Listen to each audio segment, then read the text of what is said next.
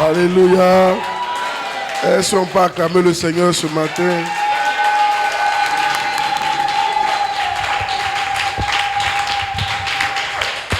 Que Dieu nous bénisse. Amen. Je suis très content d'être parmi vous.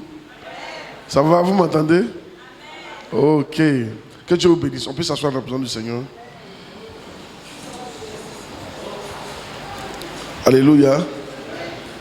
Alors, prions pour la parole. Seigneur, nous sommes honorés, nous sommes bénis. Demande à Dieu de te parler. Demande à Dieu de te donner une parole qui va changer ta vie, de te clairer davantage, de t'illuminer. Merci Saint-Père. Viens nous bénir pour ce temps que tu nous permets. Nous sommes honorés, Seigneur, d'être là. C'est un privilège, c'est un honneur pour nous de te servir. Prends le contrôle, bénis-nous, Seigneur. Que ton nom soit béni au nom de Jésus. Amen. Gloire à Dieu. Ça peut aller? Qui est béni d'être là? Oh yes. Amen. Alors on peut acclamer le Seigneur pour tous les pasteurs des églises, Bassam, Gonzague, Presbyte et Macori. Et bénissons le Seigneur pour vous les responsables également et pour le peuple. Acclamez le Seigneur pour vous-même. Amen. Alors aujourd'hui, je vais faire comme un pot pourri, je vais faire plusieurs thèmes. Amen. Voilà, je vais prêcher 2 ou 3 thèmes en même temps. Gloire à Dieu. Le premier c'est pourquoi la loyauté. Amen. Je n'ai pas encore prêché ça ici, non? Même si j'ai prêché, gloire à Dieu. Yeah. Ça va? Pourquoi la loyauté? Souvent on parle de loyauté. Pourquoi? Amen. Voilà, c'est important qu'on le sache. Ça va nous aider. Pourquoi la loyauté? Demande à ton voisin, pourquoi la loyauté? Amen. 1 Corinthiens, chapitre 4, verset 2. La loyauté, pourquoi? Parce que la loyauté est la qualité première que doit posséder un ministre ou un enfant de Dieu. La loyauté est la qualité première que doit posséder un ministre de Dieu. La qualité première, la loyauté. 1 Corinthiens 4, verset 2. 1 Corinthiens 4, verset 2. Pourquoi la loyauté? Parce que la loyauté, qu'on appelle aussi la fidélité, est la qualité première que doit posséder un ministre de Dieu. Merci.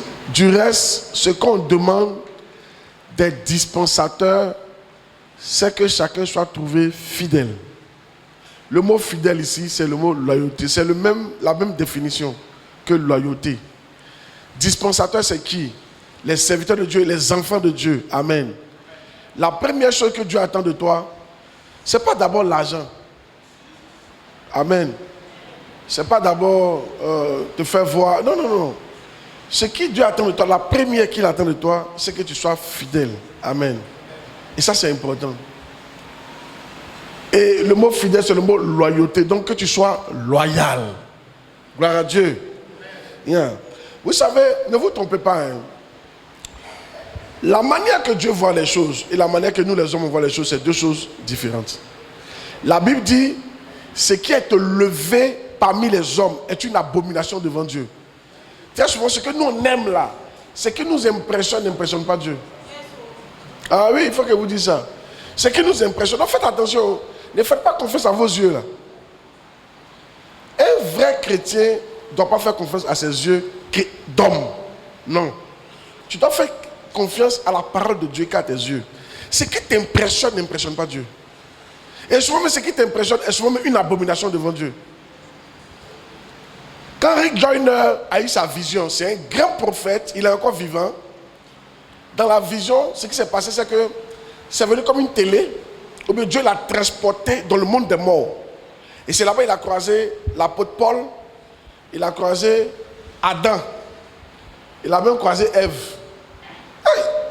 Et ils lui ont dit des choses pas possibles. Hein. Il a croisé, mais ce qui est important, il a croisé des grands hommes de Dieu qui ont marqué la terre. dont nous on parle, c'est-à-dire des références. Enfin, ils nous ont impressionnés par le monde qui les suivait et par la gloire financière, les voyages. Ils nous ont impressionnés par ça. Mais quand il les a rencontrés au ciel, ils n'étaient pas les premiers au ciel. Ils étaient même très loin de Dieu. Ils étaient sauvés, ils avaient leur récompense, mais ils étaient très très loin de Dieu. Donc, il a posé la question, mais pourquoi se fait-il que toi, le réformateur, c'est toi qui as bouleversé l'évangile dans le monde? Qu'est-ce qui se passe et puis tu es à ce niveau-là? Il dit en fait, ce qui impressionne Dieu, ce n'est pas ce qui nous impressionne. Il dit qu'il était sur la terre, il aimait les honneurs, il aimait les voyages, il aimait qu'on l'honore, il aimait écraser les autres. Tout ça là, ça diminuait sa récompense dans le ciel. Yeah. Là aussi. Et ce qui m'a touché, il a vu un monsieur qui était à côté de Dieu, assis à côté. Et puis il a posé la question, mais si ces grands hommes de Dieu sont loin de toi, et puis ce monsieur-là, lui il est à côté.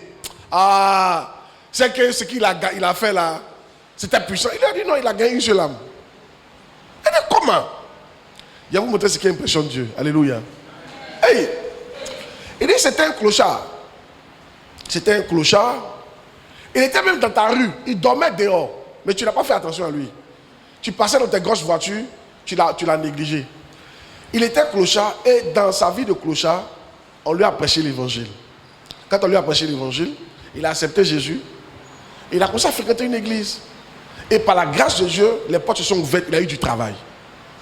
Quand il a eu son travail, au lieu de déménager, c'était nous. Dieu nous a bénis. On va déménager. On doit se marier. On doit essuyer nos frustrations. Ou bien tu n'es pas d'accord avec ça? Il faut que maintenant on parle de moi un peu à l'église. Il dit qu'on fait, lui il est habitué à être clochard. Lui il est déjà habitué à dormir dehors. Donc lui il va toujours continuer à dormir dehors. Il va prendre la moitié de son salaire pour donner à l'église. Et l'autre moitié là, il va enlever dedans pour vivre. Et puis l'autre partie il va prendre pour évangéliser lui-même. Il a de son niveau de sacrifice. Donc il reste dehors, il continue de dormir comme un clochard. Bien qu'il travaille, il a de son niveau de sacrifice. Dieu a aimé ça.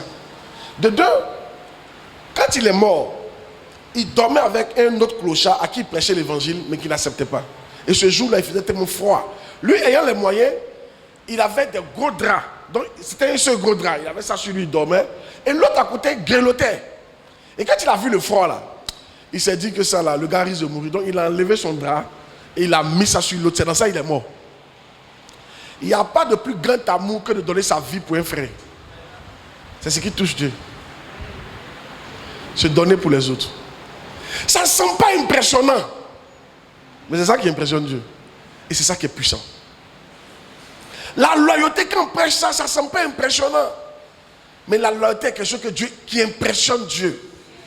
Quand tu décides d'être loyal à Dieu à vie et d'être loyal au pasteur que Dieu t'a donné et d'être loyal dans l'église où Dieu t'a envoyé, ça impressionne Dieu. La loyauté, c'est une décision. La loyauté, c'est pas non que oh, je sens. Ah, si tu dois sentir, hein, il va te donner dans 2 mois, tu vas quitter cette église. Parce que même si le pasteur ne te frustre pas, un voisin peut te frustrer. C'est vrai, mais c'est faux. Bien sûr, un voisin ne te frustre pas, un message peut te frustrer.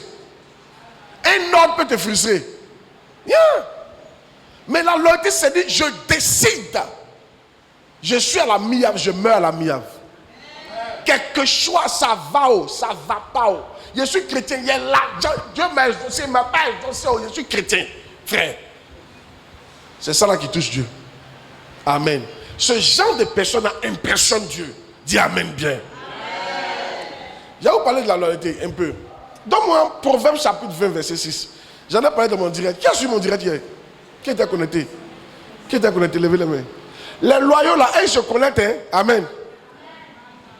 Si tu es ici que tu ne te connectes pas, quand il fait mes trucs, c'est un manque de loyauté. Alléluia.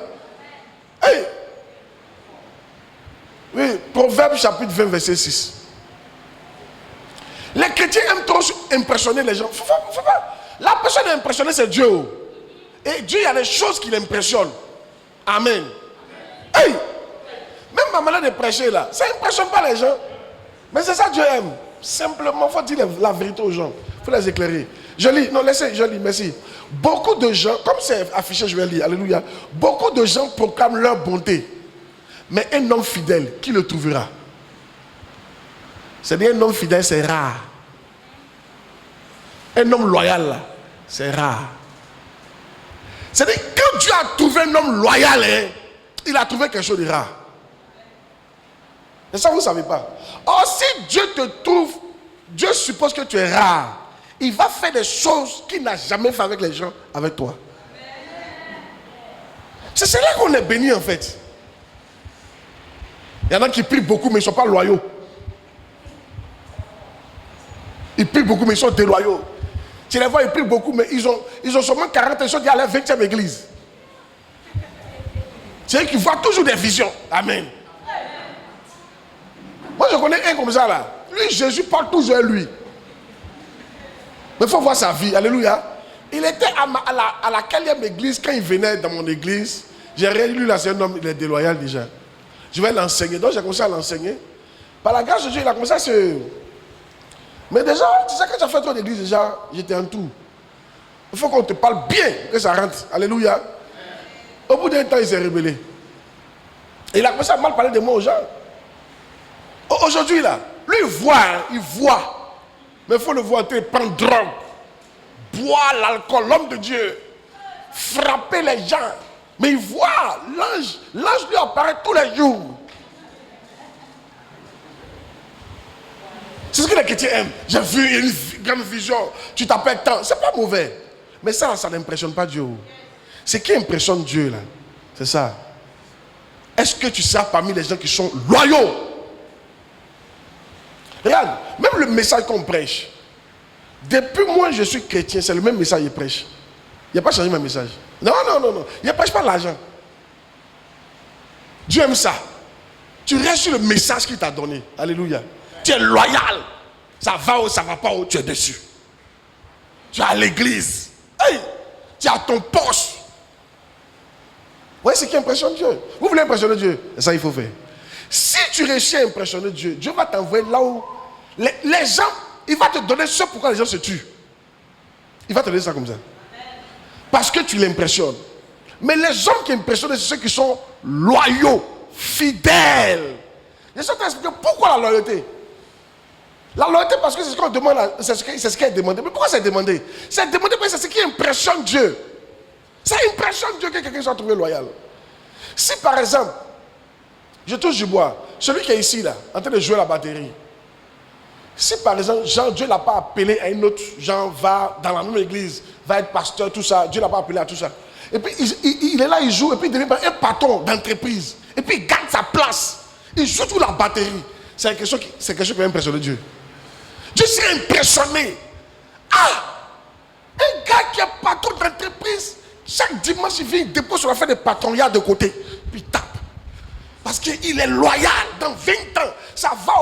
Le jour il a l'argent, il est là. Le jour il n'a pas l'argent, il est là. Le jour son pasteur, sa grande soeur. Sa grande soeur, la frigideuse, il est là. Le jour il n'a pas frigideuse, il est là. Le jour il a énervé aussi, il est là. Le jour il n'a pas énervé, il est là.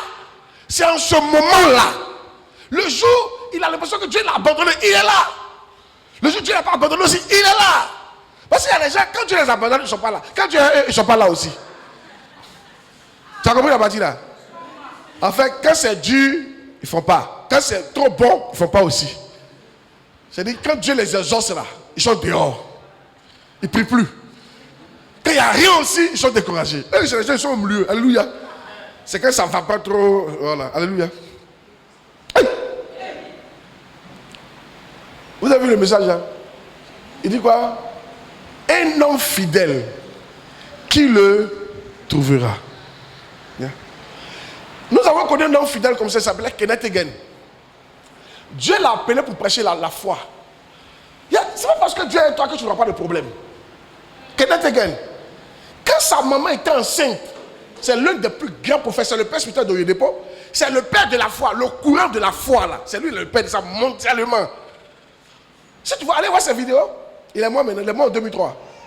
Un papa, il est dans une autre dimension. Jésus lui est apparu 7 fois, ma fille, physiquement, pas en rêve. Une fois, ils ont causé 2 heures. Un prophète. Quand sa main était enceinte, il y a une ange qui apparaît récemment pour dire, ton fils là sera un grand prophète. Mais vous savez, il est né comment? Il est né avec un problème cardiaque. On disait qu'il allait mourir à 15 ans. Il ne pouvait pas jouer. Quand il court un peu, il s'essouffle. Donc il ne jouait pas avec ses amis. Prophète, grand prophète. C'est parce que Dieu t'a appelé que tu n'as pas de problème. Mais Dieu voulait lui enseigner quelque chose. Dans ça, il ne murmurait pas. Quand le temps est arrivé où il devait mourir, c'est là maintenant Dieu l'a sauvé. Dieu lui a dit, fais ça, tu seras guéri. Dans la mort, il a été alité pendant 2 ans. Pendant 2 ans couché, il n'a pas murmuré. Pour toi, Dieu, tu as dit ça. Voici nous notre problème là. Il suffit qu'on ait un petit problème comme ça, bavarder ici. On remet toutes les prophéties de l'homme de Dieu en question. Hey! Mais quelqu'un était couché là. Et finalement, Dieu l'a guéri. Maintenant, regarde. Cet homme de Dieu là, quand il commençait son ministère, je vous explique la loyauté. Ça ne veut pas dire que tout va aller bien au départ. Il roulait la nuit. Sa voiture, il roulait ça la nuit. Tu sais pourquoi? Parce que la journée, pneu là, avec goudron. Quand tu roules ta voiture la journée, beaucoup, il y a soleil, le pneu là ne dure pas.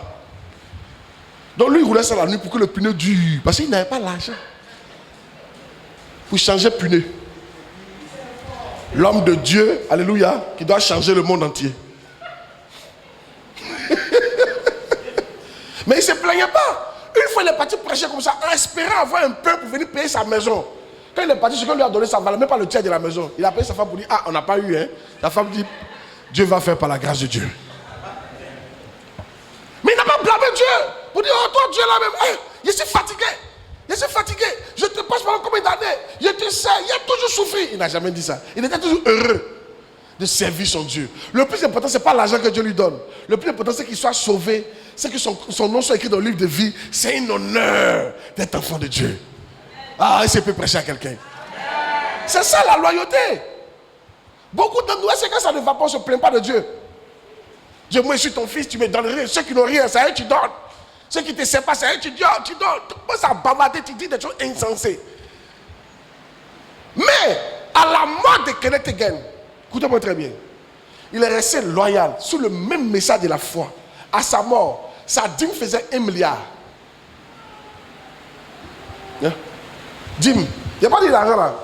Il n'y a pas de 1 milliard de dollars. Hein. Ça fait 600 milliards de francs CFA. C'était sa dîme. Chaque année. Il dit chaque année, lui, il paye dîme à son père spirituel. 600 milliards. Et l'argent là même. Quelqu'un, il roulait la nuit à cause de pneus. Pneus à combien?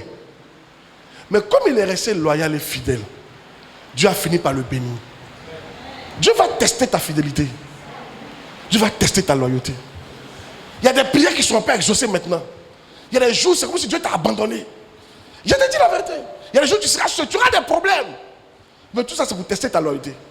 Est-ce que tu es vraiment loyal? Parce qu'un homme qui est loyal, ce n'est pas que quelque chose, il est là. Quelles que soient les raisons, il est là. Je prie que cette onction te touche au nom de Jésus. Oh yes. Il y aura des problèmes ici à la Miave. Est-ce que tu vas rester? Ils vont mentir sur moi. Ils vont mentir sur ton pasteur. Est-ce que tu vas rester? Mais donne-moi un autre verset. Proverbe 28. 28, verset 20. On a vu qu'il n'y a pas beaucoup qui sont loyaux. Je prie que tu sois parmi les femmes loyales et les hommes loyaux au nom de Jésus. Quelqu'un n'a pas dit Amen. Dis voisin. Je décide d'être loyal à l'église que Dieu m'a donnée, à mon père spirituel, pasteur Yes Saint-Claude Fernand, et à mon pasteur qui me dirige. Oh yes.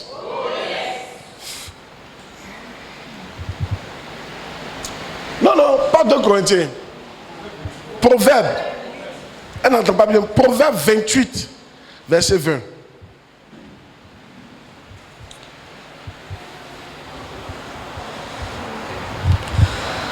Proverbe 28, verset 20. Regardez, toujours loyal. Hein. Chaque fois que vous voyez fidèle, changez par loyal.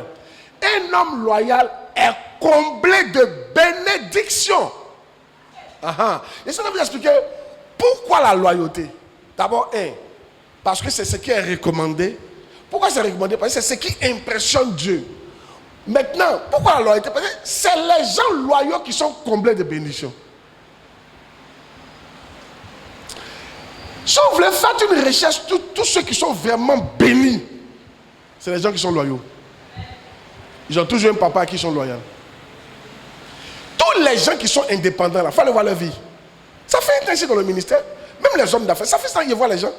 Tu les vois lutter. Ministère ne va pas. Ministère, ce n'est pas ta parole. Hein. Ministère, c'est l'onction qui fait ça. Il y en a qui savent prêcher, ils n'ont pas église. Il y en a qui sont très profonds, mais ils n'ont pas église. Ils n'arrivent même pas à rassembler 20 membres. C'est l'onction, c'est ton niveau de loyauté là. C'est Dieu qui bénit. Quand Dieu voit que tu es loyal et puis il te donne, c'est Dieu qui donne. Le nombre d'églises qu'on a, c'est Dieu qui a donné. Je n'ai pas fait un seul effort pour ça. Dieu a juste donné. Parce que Dieu a trouvé que je suis loyal. Voilà le pasteur qui m'a donné. Aïe! Vous voulez des grandes choses? Soyez loyaux. Un homme loyal est comblé de bénédictions. Je ne sais pas si tu comprends comblé là. Aïe! Chargé de bénédictions. Yes.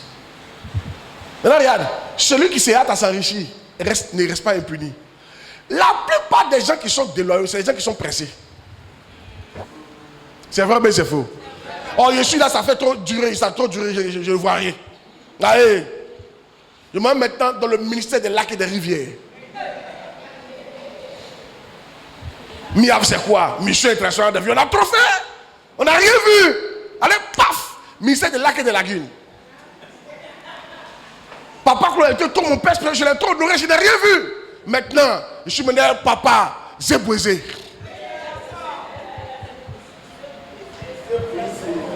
Pasteur Malade Dépôt a été il y a trop duré, hein? Ça fait 5 ans. Hey! Il n'y a rien vu. Maintenant, c'est le pasteur là qui est là. Pasteur Anoumambo. C'est lui, je suis maintenant. Tu vas voir, ils sont pressés. Mais ils ne savent pas que la fin, c'est la punition. Écoutez, par la grâce de Dieu, je me suis converti en 2002. Ça fait 23 ans que je suis dans cette affaire-là. Il a commencé à prêcher en 2005. Ça fait 20 ans qu'il prêche. J'ai vu des gens changer d'église. Ils ne sont rien devenus. Yeah. Dieu ne bénit pas les gens qui sont pressés. Si. Il y a mon fils que tu as assis ici, là, tu es en train de jouer ton piano là. Tu vas voir tes amis, ils vont te dire, oh Dieu, je suis ici. C'est comme si ça va chez eux. Ça ne va pas. Toi, reste là seulement. Il faut les laisser. Un bon matin, Dieu va façonner ta vie comme ça. Il va arranger ta vie. Vous savez, avant que Dieu vous bénisse, il doit poser les jalons de la bénédiction. C'est ça votre problème. Moi, je prends l'exemple de mon fils, comment il s'appelle? Oui, il est Oscar. Oscar, quand je venais, il venait au départ me voir, il avait un esprit de gomboïs. Mais dernièrement, il m'a dit, vous savez quoi? Dernièrement, il m'a dit, papa, merci. Il dit, tes enseignements m'ont changé. J'étais pressé pour rien. Aujourd'hui, d'abord, il fallait que Dieu le stabilise. C'était un homme à femme. Dieu ne peut pas bénir un homme à femme. Donc Dieu a pris le temps d'enlever à faire des femmes dans lui. Donc Dieu va le transformer. Ensuite, Dieu va le marier. Il s'est marié. Maintenant, Dieu va enlever l'amour de l'argent dans son cœur. Parce qu'il faisait tout pour l'argent. Tout ça, c'est quitté. Maintenant, il ne fait rien pour l'argent. Il dit, je suis plus heureux. C'est maintenant que Dieu va commencer à construire sa vie. Ça prend du temps pour ça. Toi, tu veux immeuble et puis tu veux qu'on fasse sortir en 3 jours. Comment ils sont en construire ton immeuble, c'est fini en 3 jours. Tu n'as pas peur de dormir dedans.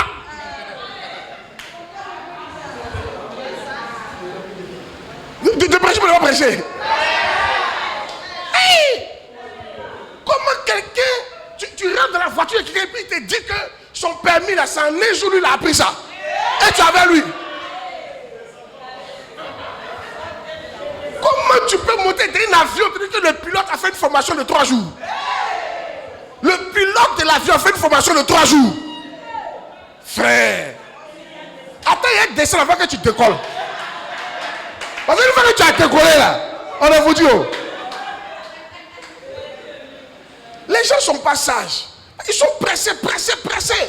Viens immeuble dur. Si tu es en train de bâtir, quelque chose de solide qui a duré dans le temps, ça prend du temps. Et pour que ça prenne, pour qu'on te bâtit, tu dois rester fixe quelque part. Si tu bouges, on ne peut pas faire quelque chose. Tu dois rester fixe quelque part. Et c'est pas si je prêche, je ne prêche pas. Et donc, vous n'êtes pas d'accord avec ma prédication. Hein? Alléluia. Dis Amen bien. Vous-même, si votre fille qui est née hier, Dieu avait fait enfant, tu as l'applaudir. Il faut la voir, elle ne savait pas faire 4 pattes. Au moins, elle s'est levée un peu là. Et puis elle te dit, maman, elle fait un bébé. Alléluia. Toi-même, quand tu as t'asseoir là, qu'est-ce que tu as passé de l'enfant là? Tu ne savais pas marcher, hein? Enfants sont ouais. Tu ne savais pas marcher, tes organes ne sont pas prêts à recevoir un enfant. Tu vas mourir, tu vas passer. Rien. Tu vas passer. Déjà, tu penses à faire enfant. Tu as dit non, ma fille, il faut te calmer. Il faut prendre du temps. Un jour, il y a un monsieur il y a un enfant, il avait André 10 ans. Et puis il voit son papa se raser, faire la barbe, vous voyez les couronnes. Et puis il dit, papa, vraiment, est-ce que tu peux prier pour moi pour que Dieu me donne, il fait aussi. J'aime la barbe, c'est trop joli.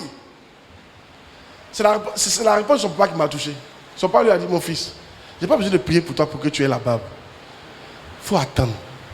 Il y a un temps va venir, tu es déjà un garçon. Un temps va venir, barbe va sortir. C'est juste une affaire de temps. Il faut rester fidèle. Reste juste homme. Il ne faut pas devenir femme, c'est tout. Je reste juste homme. C'est-à-dire, reste juste fidèle à la nature que Dieu t'a donnée. Barbe va sortir. Si vous restez fidèle à l'église que Dieu vous a donnée, au pasteur que Dieu vous a donné, la richesse, ça va venir. Oh, tu n'as pas dit Amen. C'est pas impressionnant, mais c'est ce qui impressionne Dieu. Qui sait que c'est pas impressionnant quand, par exemple, quelqu'un voyage, il revient dans 20 ans, tu es dans la même église. C'est pas impressionnant. Mais quelqu'un qui t'a vu lui dit, ah, mais moi, j'ai été le prophète. Hein.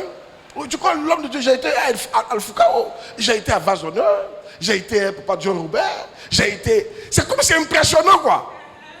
Mais lui, là, il va pas aller quelque part. J'espère que tu es béni. Ne faites pas confiance à vos yeux. Faites quoi ce que Dieu dit. Dieu dit, un homme fidèle est rare. Yeah. Un jour, quand j'étais au bûcheron Adam, il y a un frère qui est venu me voir après 13 ans. Il me dit, tu es où? Il dit, je suis toujours au bûcheron Adam. Il dit, ah, mais tu as duré là-bas. Hein? Il dit, mais tu as dit quoi? Il a duré, ça veut dire quoi? Est-ce qu'on peut dire à quelqu'un qu'il a duré dans sa famille?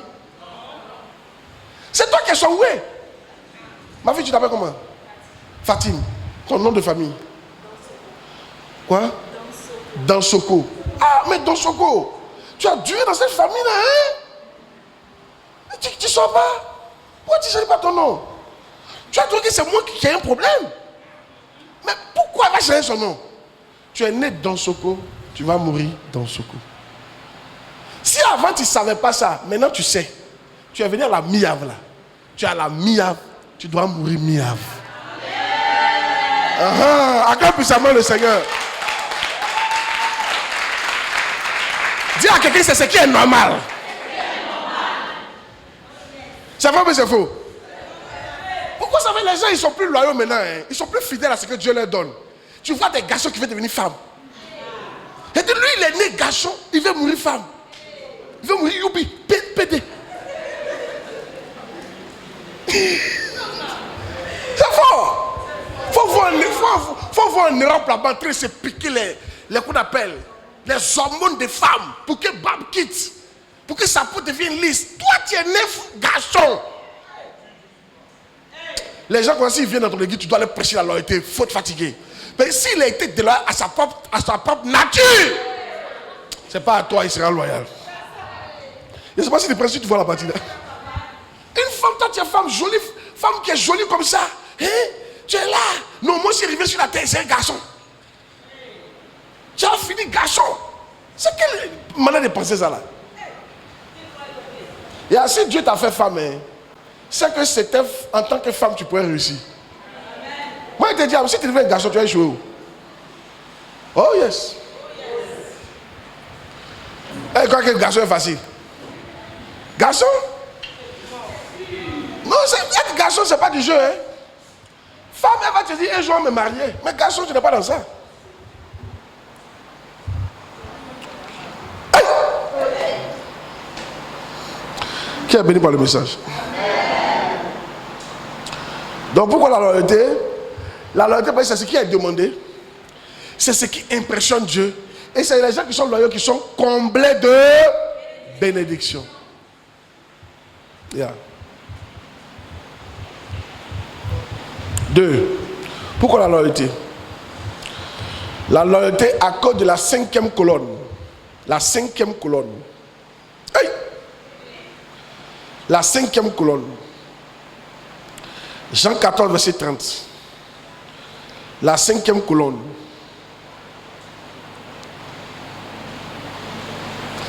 Jean 14, verset 30. Je ne parlerai plus avec vous, car le prince du monde vient. Il n'a rien à moi. Proverbe 22, verset 10.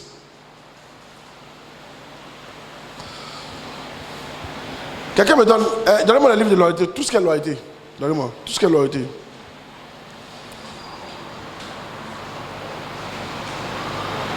Ceux qui, tous les ceux qui là. Oui, Proverbe 22, verset 10. Je ne vois pas ça ici. Normalement, c'est ici. Quand vous envoyez les trucs là, rassurez-vous que vous envoyez le livre, les trucs complets. C'est dehors? Ok. Proverbe 22, verset 10. Proverbe. C'est dans l'Ancien Testament, ma fille.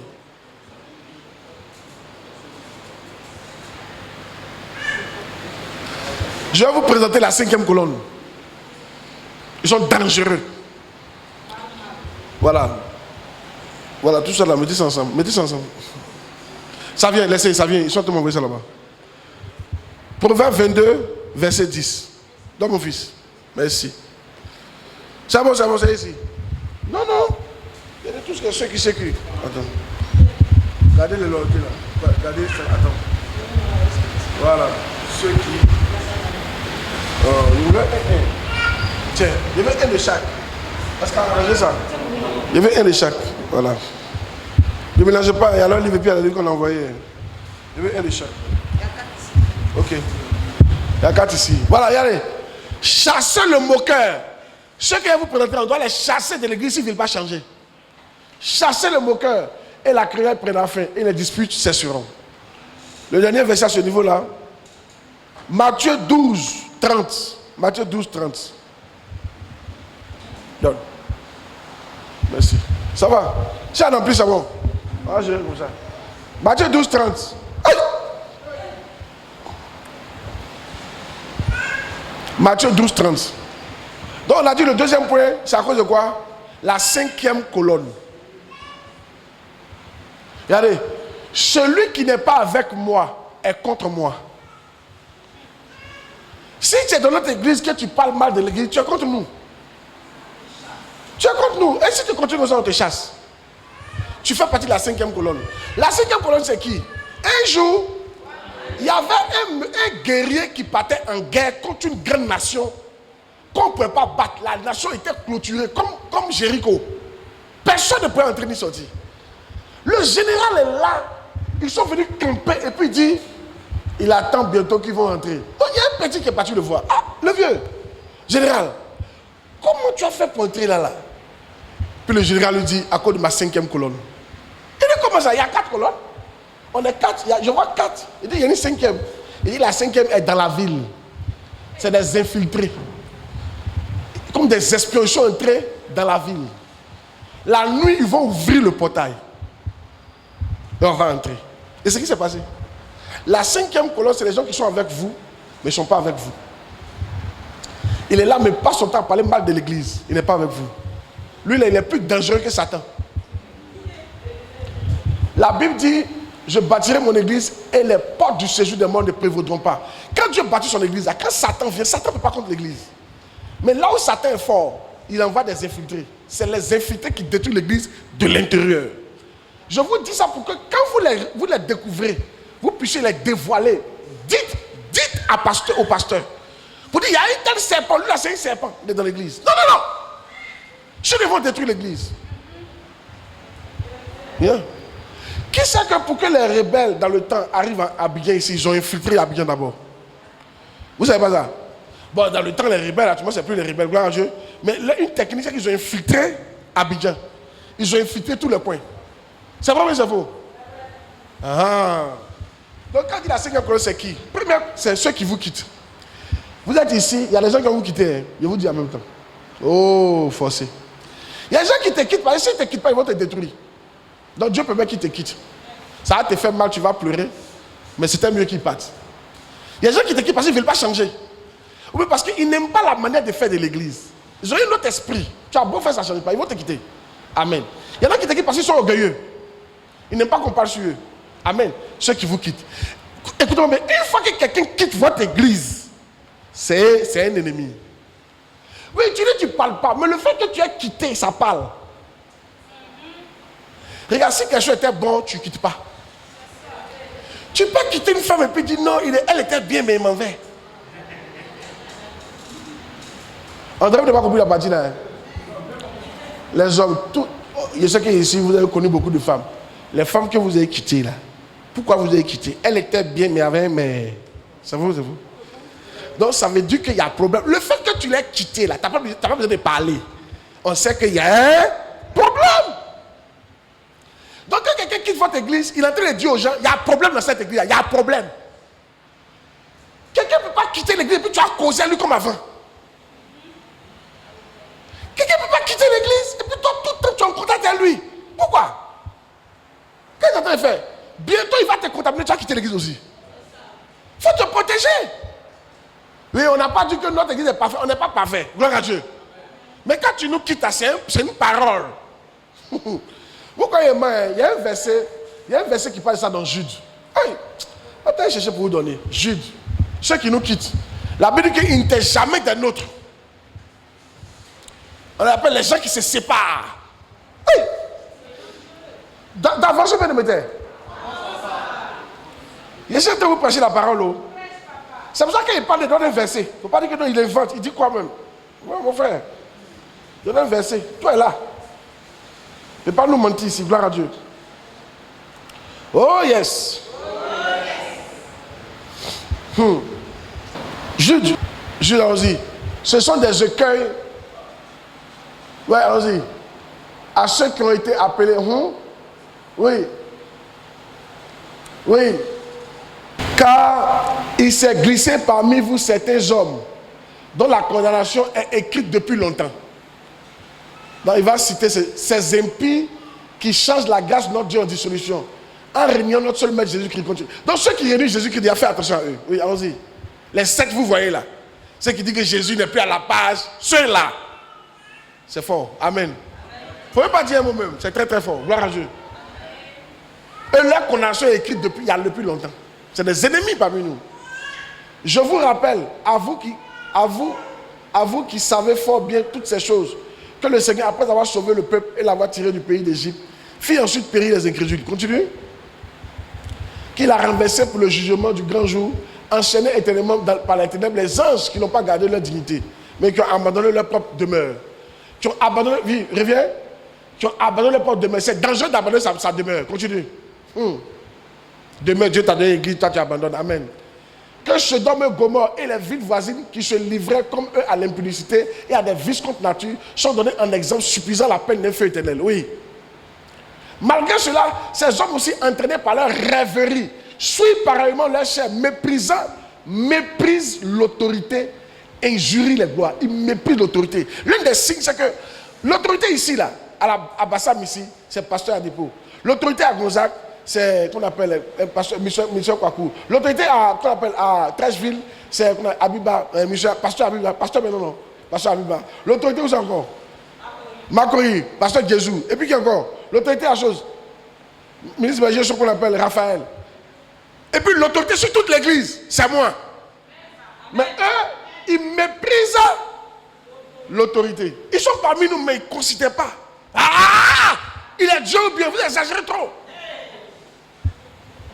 Il est comme nous, il est comme nous, elle est comme nous, lui, elle est comme vous. Mais elle a un manteau sur elle. Ado est comme nous, mais s'il passe, va te mettre sur la route. Tu vas voir qu'il y a l'homme et puis il y a l'homme. C'est vrai, mais c'est vous.